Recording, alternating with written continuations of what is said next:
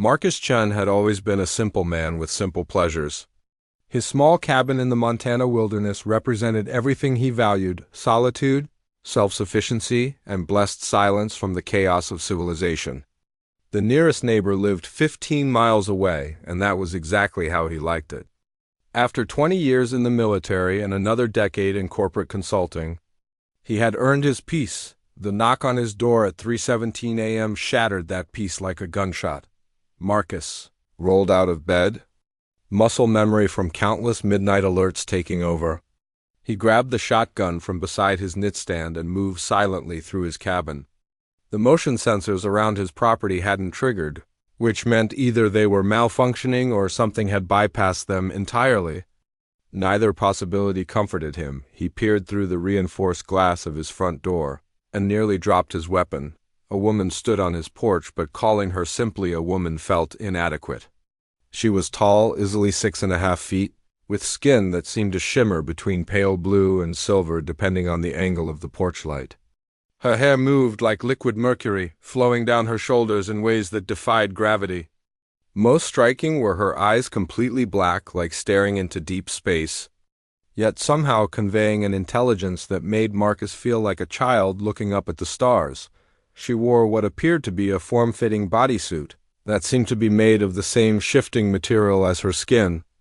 No visible weapons, but Marcus had learned long ago that the most dangerous opponents were often the ones who didn't need obvious armaments. The woman raised her hand and knocked again, the sound somehow carrying a resonance that seemed to vibrate through his bones. When she spoke, her voice carried the same impossible quality, seeming to come from everywhere at once. Marcus Chun, former Lieutenant Colonel, United States Marine Corps, service number 2,847,593, born August 15, 1975, in San Francisco, California. Discharged honorably after the Kandahar incident. She paused, and Marcus could swear he saw something that might have been amusement in those impossibly dark eyes. "Did you really think you could escape me?" Marcus's blood ran cold. The Kandahar incident wasn't in any official records. It had been classified at levels that didn't officially exist. Only 7 people knew what had really happened in that cave system, and 3 of them were dead. The remaining 4 had been scattered to the winds with new identities and enough hush money to ensure their silence. He kept the shotgun trained on the door, but didn't open it. "Lady, I think you've got the wrong house. Name's Mike Thompson, and I'm just a retired accountant trying to get some sleep." The laugh that came from the other side of the door was like silver bells mixed with the sound of distant thunder. "Oh, Marcus. You humans and your adorable attempts at deception. I can smell your genetic signature from orbit. I can hear the specific rhythm of your heartbeat that I memorized 15 years ago.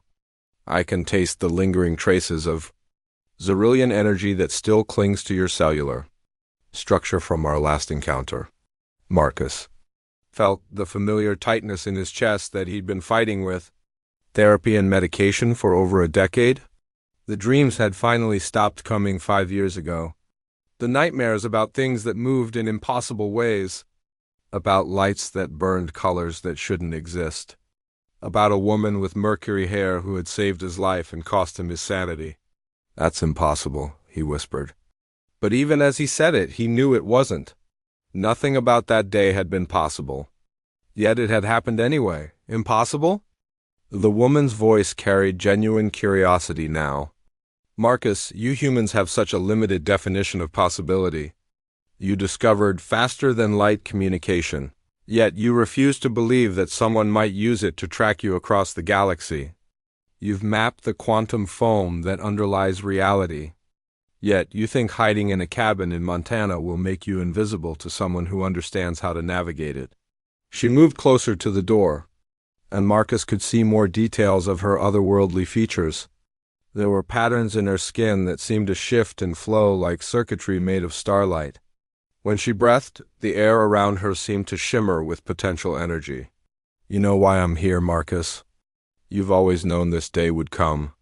Did you think that saving my life created no debt? Did you assume that the gift I gave you came without eventual cost?"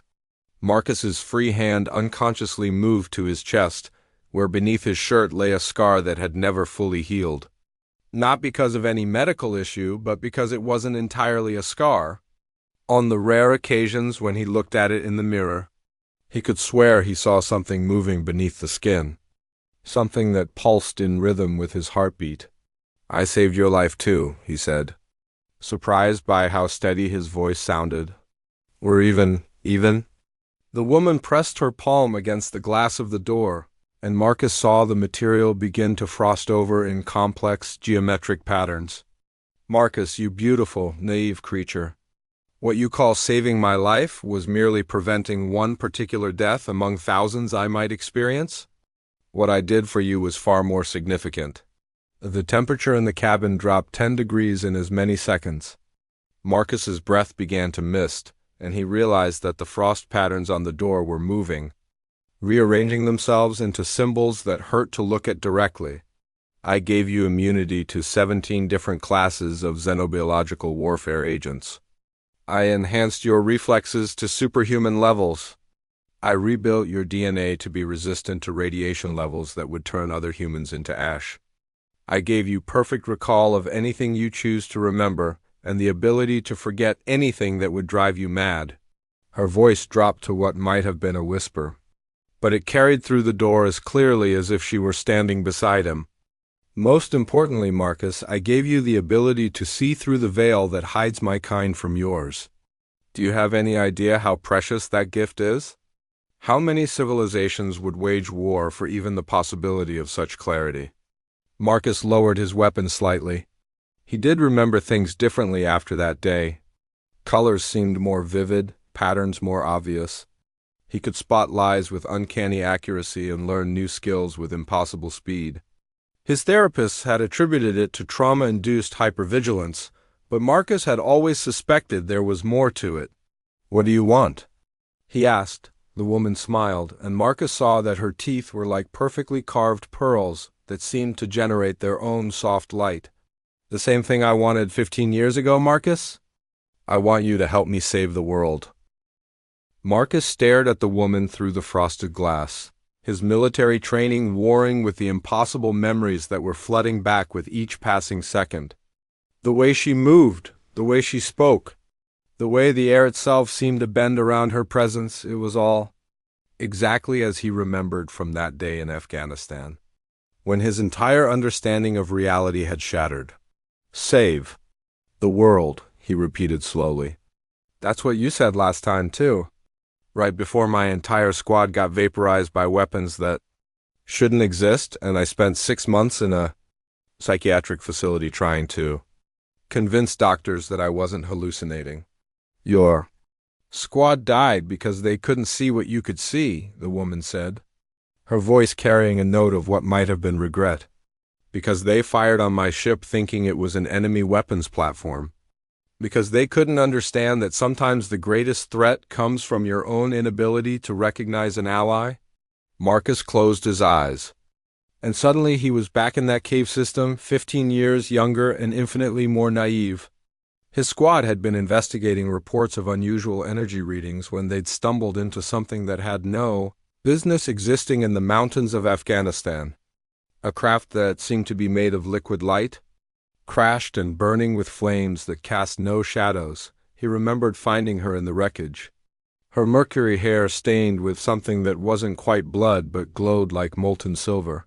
She'd been barely conscious, her form flickering between solid and something else, something that his eyes couldn't quite process. When his squad leader had raised his rifle, Marcus had made a split-second decision that had saved her life and damned his own. "The hegemony found us anyway," Marcus said, opening his eyes. "Whatever you were running from in that ship, it caught up." "The hegemony found my ship," she corrected. "They did not find me. There's a significant difference, as you well know. When their hunter-killers arrived, you helped me hide in the deep caves while they sterilized the crash site. You shared your water, your rations, your body heat during the 3 days it took for them to leave. You listened to me explain things about the universe that should have driven you mad. And instead you helped me plan my escape." Marcus remembered those 3 days as both the most terrifying and most enlightening of his life. She had told him about the hegemony, a coalition of ancient species that saw younger races like humanity as either useful slaves or dangerous, variables to be eliminated. She had described a universe filled with wonders and horrors in equal measure, where Earth's location on the galactic rim had been its only protection. "You said you were a refugee," Marcus said. "You said your people had been conquered, their worlds turned into factory planets?" "That was true then," the woman replied. "It's still true now, but circumstances have changed. The hegemony has grown stronger, more ambitious. They're no longer content to simply conquer worlds. Now they're rewriting the fundamental laws of physics to make rebellion impossible." She stepped back from the door, and Marcus saw that where her feet touched the wooden planks of his porch, intricate patterns of frost were spreading outward like fractals.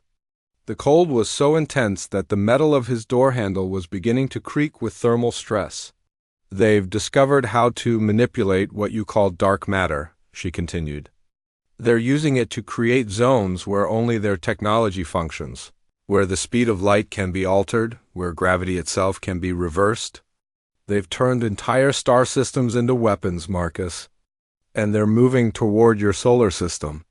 Marcus felt the familiar weight of impossible responsibility settling on his shoulders. It was the same feeling he'd had 15 years ago when she'd first explained humanity's precarious position in the cosmic order. Earth wasn't just an insignificant backwater, it was a potential threat that the hegemony would eventually notice. "How long?" he asked, "at their current rate of expansion?" 18 months before their scout fleets reach your system. Perhaps 2 years before the main force arrives. Not long enough for your species to develop adequate defenses through normal technological progression. Marcus lowered his shotgun completely. "But long enough if we cheat. Now you're beginning to understand." The woman smiled again, and this time Marcus thought he detected genuine warmth in the expression. "Your species has something that the hegemony has spent millennia trying to suppress in others: adaptive creativity under pressure. When faced with impossible odds, humans don't simply accept defeat. They change the rules of the game. And you want to help us do that." "I want to do more than help, Marcus. I want to give you the tools to not just survive the hegemony's arrival, but to defeat them so thoroughly that they never threaten another species again." Marcus set his weapon aside and finally opened the door. The cold hit him like a physical force, and he realized that the woman, he still didn't know her name, wasn't just cold to the touch. She was somehow generating a field that altered the molecular motion of everything around her. His breath crystallized instantly, and he could feel ice forming in his lungs. She noticed his discomfort and made a subtle gesture with her hand. The temperature immediately returned to normal, though the frost patterns on his porch remained. "Sorry," she said. "Emotional regulation has never been my strong suit. Strong feelings tend to manifest as environmental effects." "What are you?" Marcus asked. "I mean, I know you're not human, but that's about where my knowledge ends. I am what your scientists would call a synthetic consciousness," she replied. "My people learned to transfer their minds into artificial bodies shortly before the hegemony conquered our worlds. I am one of the last of the Xyrillian refugees. Though my current form is several generations advanced from what you saw 15 years ago." She gestured to herself, and Marcus noticed that her appearance was subtly shifting, becoming slightly more human while retaining the otherworldly beauty that made her unmistakably alien. "I chose this form because it's optimized for survival in hostile environments, but also because it allows me to interface directly with human technology and biology. The enhancements I gave you were just the beginning of what's possible when human ingenuity is combined with Xyrillian biotechnology." Marcus stepped aside, and she entered his cabin with fluid grace. As she moved past him, he caught a scent like ozone and starlight, familiar yet alien. She surveyed his simple furnishings with what might have been approval. "You've built a good life here," she said. "Peaceful, secure, isolated enough to avoid complications, but not isolated enough to avoid you, Marcus. There is nowhere in this galaxy that would be isolated enough to avoid me if I truly wanted to find you. But that's not why I'm here. I'm here because I need you to make a choice. She turned to face him, and in the warm light of his cabin, Marcus could see details of her construction that were both beautiful and terrifying. Her skin wasn't just shifting color, it was processing information at speeds that made his enhanced reflexes seem sluggish. Her eyes weren't just black, they were windows into processing systems that were analyzing everything from the molecular composition of his furniture to the gravitational fluctuations caused by passing satellites. What kind of choice? He asked. The choice to abandon this peaceful life and help me build something that has never existed before, a human military force capable of fighting the hegemony on equal terms. It will require sacrifices that will change your species forever. It will mean revealing truths about the universe that will shatter your comfortable assumptions about humanity's place in it. She paused, and Marcus saw something that might have been vulnerability in her impossible features. And it will mean trusting me with the future of your entire species. Despite the fact that the last time you trusted me, it cost you everything you thought you knew about reality. Marcus poured 2 cups of coffee, though he suspected his guest didn't actually need caffeine. She accepted the mug with what seemed like genuine gratitude, and when she took a sip, her expression suggested she was analyzing its molecular structure as much as enjoying its taste. Tell me about this force you want to build, Marcus said, settling into his worn leather chair while she remained standing. Her attention split between their conversation and whatever data streams were flowing through her consciousness. Traditional military thinking won't work against the hegemony, she began, her voice taking on the tone of a professor delivering a lecture. They've fought and absorbed thousands of species over millions of years. They know every conventional strategy, every possible tactic. They've seen plasma weapons, kinetic bombardment, biological warfare, quantum disruption fields, everything your military theorists have imagined, and countless approaches they haven't. She set down her mug and gestured. And suddenly the air above his coffee table began to shimmer. Holographic displays materialized, showing star maps with red zones spreading like infection across entire galactic arms. But they've never fought humans before, Marcus observed. Exactly. Her smile was predatory now, and Marcus caught a glimpse of what made her truly dangerous. They've conquered species that accepted their technological limitations. They've absorbed civilizations that followed logical progression paths. They've eliminated threats that played by rules they understood. The holographic display shifted, showing battle footage that made Marcus's enhanced vision strained to process. Ships that moved like living things, weapons that rewrote the laws of physics in localized areas, defenses that existed in multiple dimensions simultaneously. Humans don't follow rules, she continued. When faced with superior technology, you steal it. When confronted with impossible odds, you change the parameters of engagement. When told something cannot be done, you do it anyway, and then figure out how you managed it. Marcus studied the battle scenes playing out above his table. You're talking about asymmetric warfare on a cosmic scale. I'm talking about something more radical than that. I'm talking about using humanity's greatest strength, your ability to adapt and innovate under pressure to create weapons and tactics that the hegemony cannot predict or counter because they violate fundamental assumptions about how warfare should function. She waved her hand again, and the holographic display changed to show technical schematics that hurt to look at directly. The designs seemed to twist through dimensions that Marcus's enhanced perception could barely grasp. For example, she said, pointing to one particularly incomprehensible diagram, the hegemony assumes that faster-than-light travel requires massive energy expenditures and sophisticated navigation systems. But what if you could move instantaneously by convincing the universe that you were already where you wanted to be? Marcus felt his enhanced mind struggling to process the implications. You're talking about reality manipulation.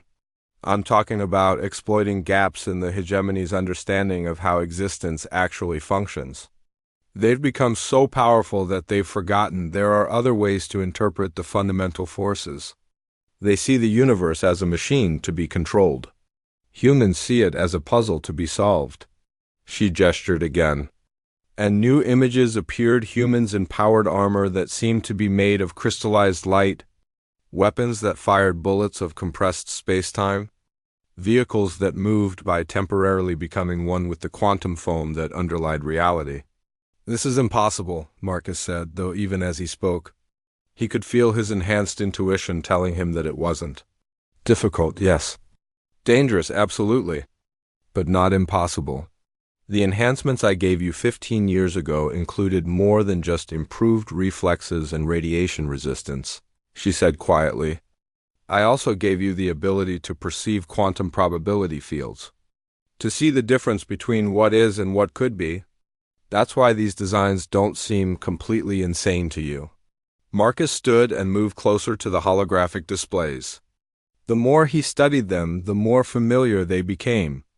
Not because he'd seen them before, but because they felt like solutions to problems he'd been unconsciously aware of his entire military career. "You want me to build an army of reality hackers," he said. "I want you to help me recruit and train a force of humans who can think their way around the fundamental laws of physics. People who can look at a problem that should be unsolvable and find the loophole that makes it trivial. And you think humans are uniquely qualified for this? Do you see a USE? Because you're the only species I've encountered that regularly produces individuals who can hold contradictory concepts in their minds simultaneously, without experiencing cognitive breakdown. You have artists who understand physics and physicists who appreciate poetry. You have engineers who write music and musicians who build machines. That cognitive flexibility is what will allow humans to use Xyrillian technology in ways that neither my people nor the hegemony ever imagined." Marcus thought about his own military experience, about the countless times he'd seen impossible problems solved through creative interpretation of orders, innovative use of available resources, and sheer bloody-minded refusal to accept defeat.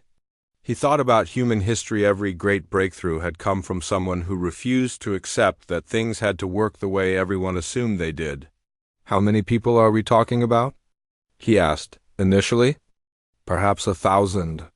Special forces veterans, experimental physicists, engineers who've worked on classified projects, artists whose work demonstrates unusual spatial reasoning, programmers who've developed novel approaches to impossible problems." She paused. "People like you, Marcus. People who've already proven they can accept paradigm-shifting information without losing their sanity. And they'd all need to be enhanced, trained, and equipped with technology that will make them individually more dangerous than entire hegemony battle fleets. But the real advantage won't be their individual capabilities, it will be their ability to work together in ways that the hegemony cannot predict or counter." Marcus studied her face, trying to read emotions and features that weren't entirely human. "This isn't just about saving Earth, is it? You're planning something bigger?" "I'm planning to use human creativity and Xyrillian technology to build a force capable of liberating every species the hegemony has enslaved over the past 1,000,000 years. I'm planning to end their empire not just for humanity's sake, but for the sake of every civilization they've destroyed." The holographic displays faded, leaving them in the warm light of his simple cabin. Marcus felt the weight of possibility settling around him like a cloak. Everything she was proposing was insane, impossible, and probably suicidal. It was also exactly the kind of challenge that his enhanced mind had been unconsciously craving for 15 years. "What's the first step?" he asked. Her smile could have powered a small city. "We start by recruiting someone who can build us a base of operations that exists in 7 dimensions simultaneously, while appearing to be a completely normal military installation to anyone who doesn't have enhanced perception." "And where exactly do we find someone like that?" "I know a theoretical physicist in Colorado who's been having dreams about impossible architecture since she was 7 years old. She doesn't know it yet, but she's been unconsciously designing interdimensional spaces her entire career." Marcus felt a familiar thrill of anticipation. The same feeling he'd had before every major operation in his military career. The game was about to begin, and the stakes were higher than anything humanity had ever faced. "One more question," he said. "What do I call you? I've been thinking of you as the woman with mercury hair for 15 years. But if we're going to work together, I should probably know your actual name." She laughed. The sound like silver bells mixed with distant thunder. "My original designation was a quantum frequency pattern that would take 17 minutes to pronounce correctly. My current operational identity is Zara 77 Alpha. But you can call me Zara." "Zara," Marcus repeated, testing the name. It suited her somehow, foreign enough to remind him of her origins, but simple enough to feel comfortable on human lips. "So, Marcus Chun," she said, extending her hand. "Are you ready to help me save the universe?" Marcus looked at her outstretched hand, knowing that taking it would mean abandoning the quiet life he'd built, accepting responsibility for humanity's survival, and embarking on a mission that would either save countless civilizations or get them all killed in ways that defied imagination. He took her hand without hesitation. Marcus poured 2 cups of coffee, though he suspected his guest didn't actually need caffeine. She accepted the mug with what seemed like genuine gratitude, and when she took a sip, her expression suggested she was analyzing its molecular structure as much as enjoying its taste.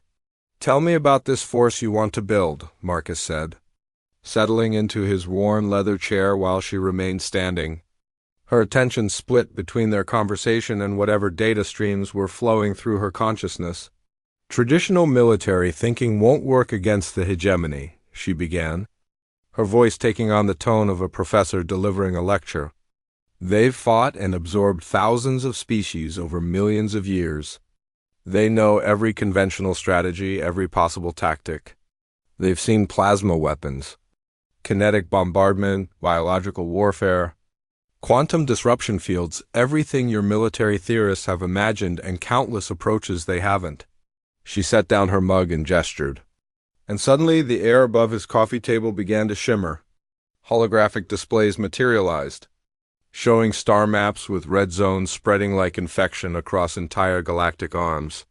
"But they've never fought humans before," Marcus observed. "Exactly." Her smile was predatory now, and Marcus caught a glimpse of what made her truly dangerous. "They've conquered species that accepted their technological limitations. They've absorbed civilizations that followed logical progression paths. They've eliminated threats that played by rules they understood." The holographic display shifted, showing battle footage that made Marcus's enhanced vision strained to process. Ships that moved like living things, weapons that rewrote the laws of physics in localized areas, defenses that existed in multiple dimensions simultaneously. "Humans don't follow rules," she continued. "When faced with superior technology, you steal it. When confronted with impossible odds, you change the parameters of engagement. When told something cannot be done, you do it anyway, and then figure out how you managed it." Marcus studied the battle scenes playing out above his table. "You're talking about asymmetric warfare on a cosmic scale. I'm talking about something more radical than that. I'm talking about using humanity's greatest strength, your ability to adapt and innovate under pressure to create weapons and tactics that the hegemony cannot predict or counter because they violate fundamental assumptions about how warfare should function." She waved her hand again, and the holographic display changed to show technical schematics that hurt to look at directly. The designs seemed to twist through dimensions that Marcus's enhanced perception could barely grasp. "For example," she said, pointing to one particularly incomprehensible diagram, "the hegemony assumes that faster-than-light travel requires massive energy expenditures and sophisticated navigation systems. But what if you could move instantaneously by convincing the universe that you were already where you wanted to be?" Marcus felt his enhanced mind struggling to process the implications. "You're talking about reality manipulation. I'm talking about exploiting gaps in the hegemony's understanding of how existence actually functions.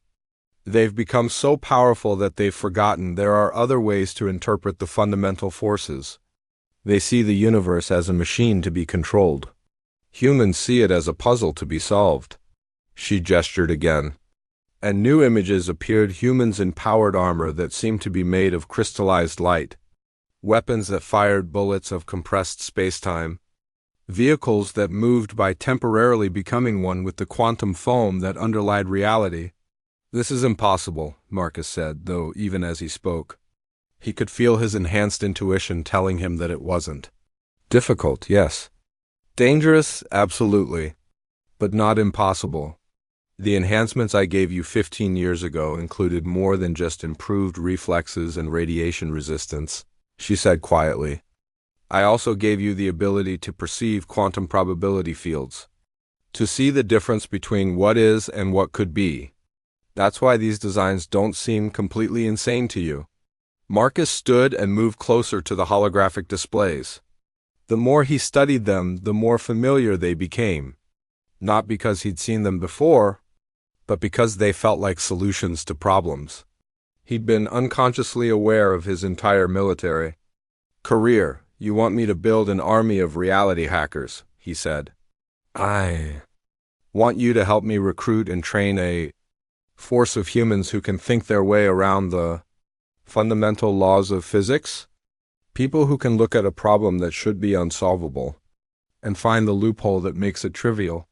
And you think humans are uniquely qualified for this. BECAUSE, because you're the only species I've encountered that regularly produces individuals who can hold contradictory concepts in their minds simultaneously, without experiencing cognitive breakdown. You have artists who understand physics and physicists who appreciate poetry. You have engineers who write music and musicians who build machines. That cognitive flexibility is what will allow humans to use Xyrillian technology in ways that neither my people nor the hegemony ever imagined." Marcus thought about his own military experience, about the countless times he'd seen impossible problems solved through creative interpretation of orders, innovative use of available resources, and sheer bloody-minded refusal to accept defeat. He thought about human history. Every great breakthrough had come from someone who refused to accept that things had to work the way everyone assumed they did. "How many people are we talking about?" he asked, initially. "Perhaps 1,000.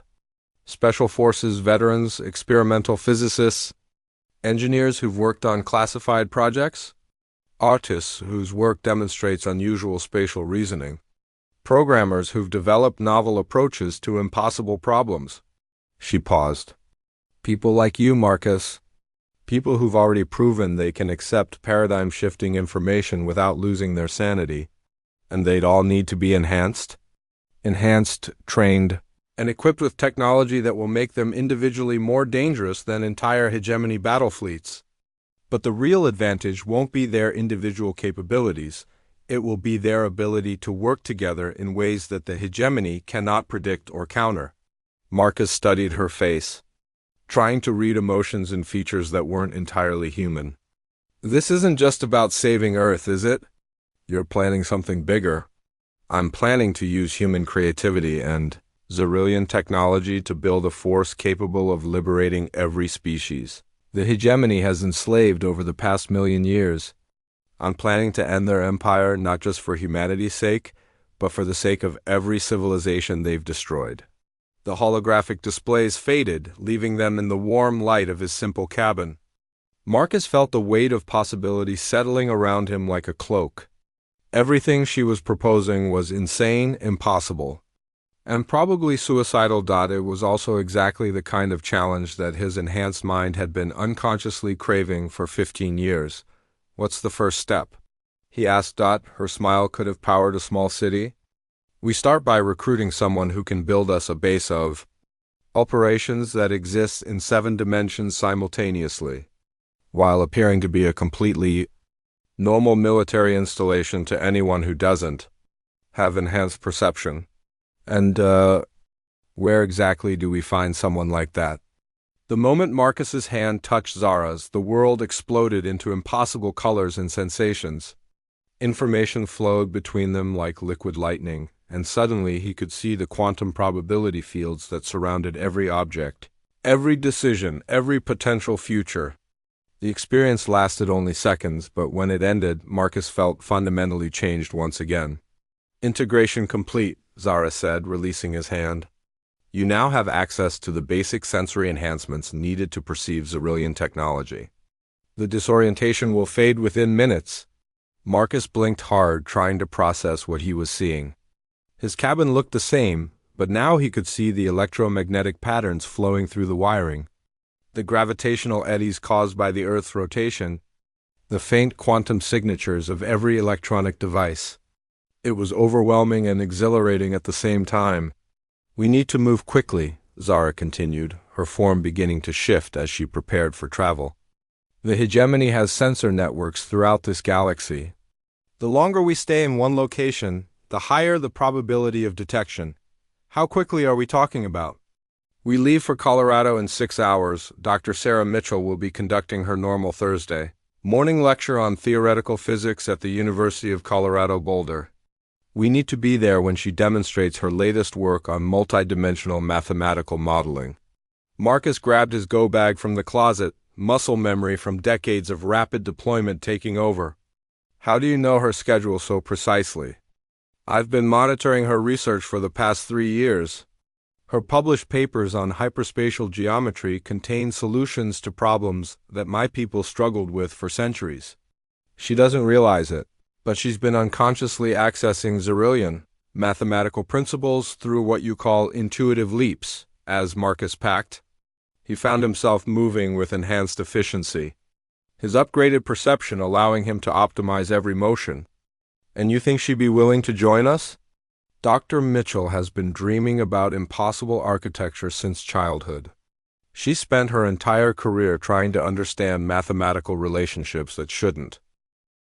Dr. Sarah Mitchell stood before a lecture hall filled with graduate students, her hands dancing through holographic equations that hung in the air like luminous spider webs. To her students, she was demonstrating advanced theoretical physics. To Marcus, watching from the back of the hall with his enhanced perception, she was unconsciously manipulating 11-dimensional space-time with the casual ease of a master artist. The key to understanding hyperspatial geometry, Dr. Mitchell was saying, her voice carrying the enthusiasm of someone discussing a beloved hobby, is to stop thinking of dimensions as fixed barriers and start thinking of them as ... suggestions. She gestured. And the holographic equations rearranged themselves into configurations that made Marcus's enhanced vision strain to follow. Beside him, Zara watched with what could only be described as professional admiration. She's not just teaching theory, Zara whispered. She's actually demonstrating functional 11-dimensional mathematics. Your students have no idea they're watching someone casually violate the fundamental laws of physics. Dr. Mitchell continued her lecture, building mathematical structures that seem to exist partially in normal space and partially somewhere else entirely. When she described probability cascades, Marcus could see the quantum fluctuations around her responding to her words, as if reality itself was listening and taking notes. The practical applications are still theoretical, Dr. Mitchell said with a slight smile that suggested she knew more than she was revealing. But imagine being able to fold space itself, to move from point A to point B not by traveling through the intervening distance, but by convincing the universe that the distance never existed in the first place. Half the students looked lost. The other half looked terrified, but a few, perhaps 3 or 4 out of the 30 in attendance, were leaning forward with the intense focus of people recognizing fundamental truths they'd never been able to articulate. When the lecture ended and the students began filing out, Marcus and Zara approached the podium. Dr. Mitchell was packing up her equipment with the efficient movements of someone who'd done this thousands of times, but Marcus could see the slight tension in her shoulders that suggested she was aware of their approach. Dr. Mitchell? Marcus said. My name is Marcus Chung. This is Zara. We'd like to discuss your work on hyperspatial geometry. Dr. Mitchell looked up, and Marcus immediately saw why Zara had identified her as special. Her eyes held the same quality of seeing beyond normal, perception that he recognized in his own reflection, the look of someone who processed information on multiple levels simultaneously. I don't usually discuss my research with people I don't know, she said carefully. But something tells me this conversation is going to be different from the usual academic inquiries. Dr. Mitchell, Zara said, her voice carrying harmonics that seemed to resonate directly in the enhanced portions of Marcus's brain. What would you say if I told you that your mathematical models aren't theoretical at all? That they're actually blueprints for technologies that have been used for thousands of years by civilizations you've never heard of? Dr. Mitchell's expression didn't change, but Marcus saw her hands still. Completely, the reaction of someone who just had a long-suspected truth confirmed. I'd say that would explain why my equations always feel more like discoveries than inventions, she replied quietly. And I'd ask why representatives of those civilizations are having this conversation with me in a lecture hall at the University of Colorado instead of in a more secure location. Marcus felt a smile tugging at his lips. Zara had been right about Dr. Mitchell's adaptability. Because we need to show you something that requires a very specific type of spatial reasoning to understand properly, Zara said. And because what we're about to reveal will change your perception of reality in ways that make your current office inadequate for the discussion. Dr. Mitchell finished packing her equipment with movements that had become noticeably more efficient, as if her enhanced intuition was already preparing for rapid departure. How long do we have before this conversation becomes dangerous? We're already past the safety threshold, Marcus said. The moment we identified you as a recruitment target, we entered a countdown that ends with either your integration into our operation or your elimination by forces that view your knowledge as a threat to galactic security. Galactic security, Dr. Mitchell repeated, her tone suggesting she was testing the words for accuracy rather than expressing disbelief. And I assume these forces aren't human in origin? The hegemony has been monitoring Earth for decades, Zara explained. They've identified your work as potentially dangerous to their expansion plans. Originally, they intended to wait until humanity achieved faster-than-light travel before beginning the integration process, but your breakthroughs in hyperspatial mathematics have accelerated their timeline. Dr. Mitchell shouldered her equipment bag and moved toward the lecture hall exit with the purposeful stride of someone who'd already made a decision. Where are we going? Nevada, Marcus said, falling into step beside her. To meet the rest of the team. What team? The team that's going to use your mathematical insights to build weapons and vehicles that can defeat a million-year-old empire. Zara replied as they stepped out into the Colorado sunshine. Dr. Mitchell paused for a moment, her enhanced intuition clearly processing the implications of what she'd just heard. Then she laughed, not with hysteria or disbelief, but with the genuine amusement of someone who'd finally found a project worthy of her capabilities. Well, she said, I suppose that beats grading undergraduate physics papers? The flight to Nevada took place in Dr. Mitchell's first exposure to Xerillian transport technology. Unlike Marcus's initial disorientation, she adapted to the multidimensional environment with the fluid ease of someone whose mind was already comfortable with impossible geometries. Within minutes, she was asking Zara technical questions about quantum space navigation that made Marcus grateful for his enhanced ability to process complex information. The elegance is remarkable, Dr. Mitchell said. Her hands tracing patterns in the air as she followed the ship's movement through folded space-time. You're not actually moving faster than light. You're convincing local space-time that the distance between origin and destination is shorter than it appears. Precisely, Zara confirmed. Your mathematical models describe the process with 97% accuracy. With minor adjustments, they could be used to navigate vessels like this one. What kind of minor adjustments? The inclusion of consciousness as a fundamental force.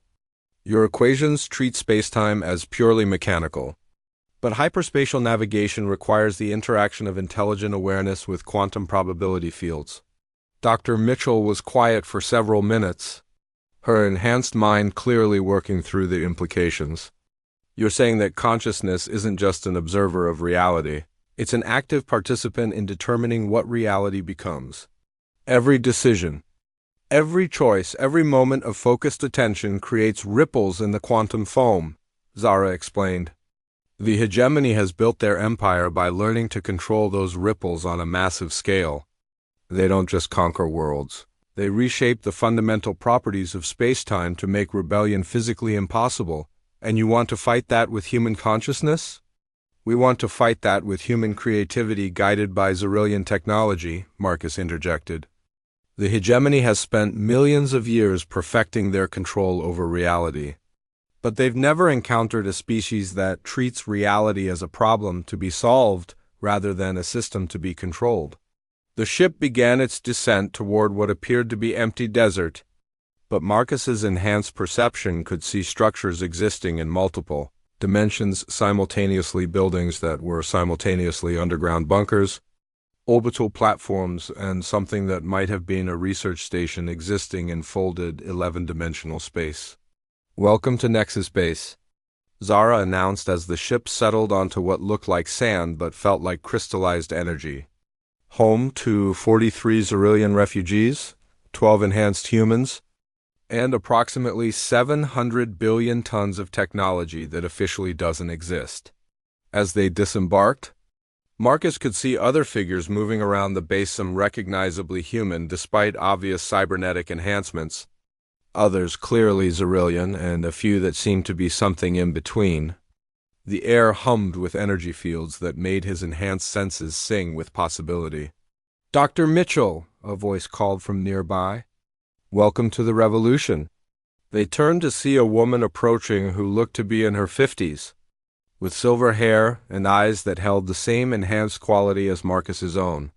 She moved with the controlled precision of someone who'd been through the same enhancement process he'd experienced.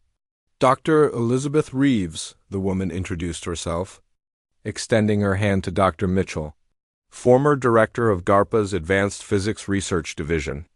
"I've been following your work for the past 5 years.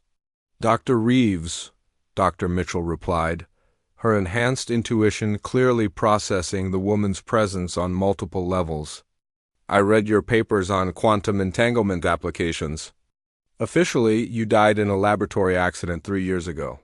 "Officially, yes. Unofficially, I was recruited by our Zerillian allies when my research into consciousness-based reality." 2 months later, Marcus stood in the command center of Nexus Base, watching holographic displays that showed the impossible becoming routine. Across 17 different training facilities that existed in folded spacetime, NHA and CED humans were learning to wield technologies that redefined what warfare could be. Dr. Mitchell had exceeded even Zara's optimistic projections. Her mathematical insights had allowed the Zerillian refugees to upgrade their technology beyond anything they'd thought possible. Weapons that fired concentrated probability distortions, vehicles that moved by temporarily convincing the universe they'd always been at their destination, armor that existed partially outside normal spacetime to avoid damage entirely, but it was the humans themselves who had proven to be the real revelation. "Sir," called Lieutenant Jennifer Park, one of the newest recruits. She was a former Air Force pilot who'd volunteered for enhancement after her squadron had encountered what official reports described as unidentified atmospheric phenomena, but which Zara had confirmed were hegemony scout ships. Marcus turned to see her approaching with the fluid movement that all enhanced humans developed after a few weeks of adaptation. Her eyes held the same multi-layered perception he'd grown accustomed to seeing in the mirror, but there was something else there, an excitement that bordered on fierce joy. "The Nevada Training Wing just achieved stable 11-dimensional flight," she reported. "Dr. Mitchell's navigation algorithms are working perfectly. We're now capable of moving through space in ways that the hegemony's sensors can't even detect, let alone track." Marcus nodded, but his attention was focused on the larger strategic display that dominated the center of the command room. Red indicators showed hegemony positions throughout the outer solar system. They'd moved from reconnaissance to what appeared to be preparation for full-scale invasion. "How much time do we have?" he asked Zara, who was interfacing with multiple data streams simultaneously, her mercury hair flowing in patterns that corresponded to communication with Xyrillian assets scattered across human space. "The main force will arrive in 6 days," she replied. "But that's not our immediate concern. The advanced scouts have detected unusual energy readings from Earth, specifically from this base and our training facilities. They're moving to investigate." Dr. Reeves looked up from her workstation where she'd been coordinating with enhanced human cells on 6 different continents. "How long before they're in engagement range?" 18 hours. Perhaps less if they decide to use their dimensional transit capabilities. Marcus felt the familiar pre-combat clarity settling over his enhanced consciousness. This was the moment they'd been preparing for, the first real test of everything they'd built. "Battle stations," he commanded, his voice carrying across multiple dimensions to reach every enhanced human in the facility. "This is not a drill. Hegemony forces are moving to engage. All personnel to combat readiness immediately." The response was immediate and overwhelming. Enhanced humans emerged from training facilities, research labs, and living quarters with the smooth efficiency of a military force that had trained together for years rather than months. But there was something else in their movements, an anticipation that went beyond simple readiness for combat. They were eager. "Marcus," Zara said, her form becoming more obviously artificial as she prepared for battle, "there's something you should know about the force that's approaching. These aren't just scouts. The hegemony has sent a full battle group, 12 heavy cruisers, 47 escort vessels, and something my sensors classify as a reality suppression platform." "What's a reality suppression platform?" "A weapon that can locally alter the fundamental laws of physics to make enemy technology non-functional.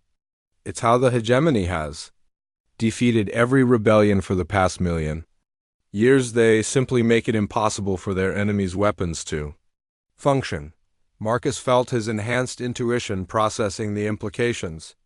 "But it won't work against our weapons because our weapons don't follow the same physical laws they expect." "Theoretically, yes. But we've never tested our technology against active hegemony suppression fields. We're about to find out if human creativity and Xyrillian engineering can overcome million-year-old military doctrine." Dr. Mitchell approached them, her enhanced awareness clearly focused on something beyond normal perception.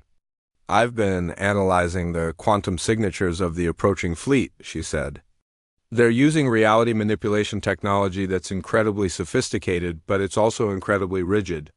They've optimized their systems for fighting enemies who use conventional physics. And we don't," Marcus said. "We don't even acknowledge that conventional physics are limitations," she replied with a smile that was half excitement and half predatory anticipation. "I've been working with the engineering teams to modify our weapon systems. Instead of trying to overcome their reality suppression fields, we're going to ignore them entirely." "How?" "By convincing our weapons that the suppression fields don't exist. If our technology operates on the principle that reality is negotiable, then enemy reality manipulation becomes just another factor to negotiate with." Marcus turned to the assembled enhanced humans who had gathered in the command center. Soldiers, scientists, engineers, artists, all of them changed by Xyrillian technology. All of them carrying themselves with the confidence of people who'd learned to bend reality to their will. "Listen up," he said, his enhanced voice carrying across multiple dimensional frequencies to reach everyone in the base. "In approximately 17 hours, we're going to face an enemy that has conquered thousands of worlds using technology that rewrites the laws of physics. They expect us to fight using conventional weapons that will fail when exposed to their reality suppression systems." He paused, looking at faces that showed no fear, only eager anticipation. They have no idea what they're walking into. The first engagement took place in the space between Mars and Jupiter, where the hegemony battle group encountered what their sensors registered as a small human, Patrol 3 ships that appeared to be using primitive fusion, drives and kinetic weapons. The reality suppression platform activated, creating a field that would have made any conventional technology non-functional. Energy weapons would fail to fire, engines would cease to function. Even basic electronics would shut down, but the human ships didn't use conventional technology. Lieutenant Park, commanding one of the vessels, watched her instruments register the reality suppression field and smiled. Her ship systems weren't designed to fight against reality. Manipulation, they were designed to participate in it.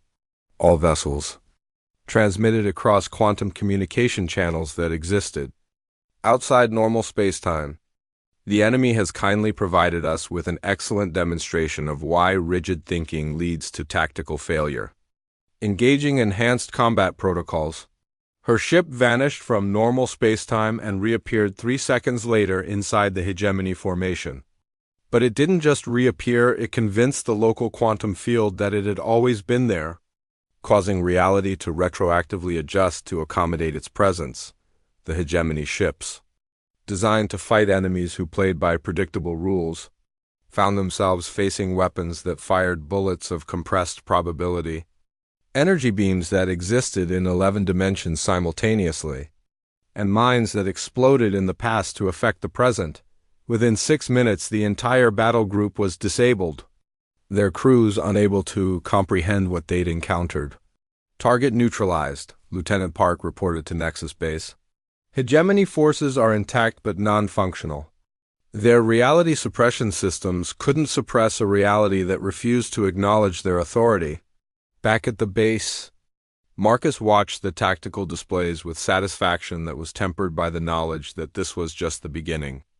The main hegemony force would arrive in 5 days, and they wouldn't be as unprepared for unconventional warfare. They'll adapt, Zara warned, her consciousness processing data streams from across the galaxy. The hegemony has survived for millions of years by learning from their defeats. They'll analyze what happened here and develop countermeasures. Then we'll adapt faster, Dr. Mitchell replied, her enhanced mind already working through new possibilities. That's what humans do. We don't just think outside the box. We convince the universe that the box was never real in the first place. Marcus turned to address the enhanced humans who had gathered to watch the battle. This was our first victory, but it won't be our last. In 5 days, the hegemony is going to arrive with everything they have. They're going to try to suppress human creativity, to force us to fight by their rules, to make us accept their definition of what's possible. He smiled. And around him he saw that expression, reflected on dozens of faces, the look of people who'd found their true calling. They're about to discover that the one thing they can never suppress is humanity's absolute refusal to accept that anything is impossible. We're not just going to defeat them, we're going to rewrite the rules of cosmic warfare so completely that no species will ever again have to fear the hegemony's definition of reality. Zara moved to stand beside him, her artificial form somehow conveying pride and anticipation in equal measure. And after we've liberated this galaxy, Marcus?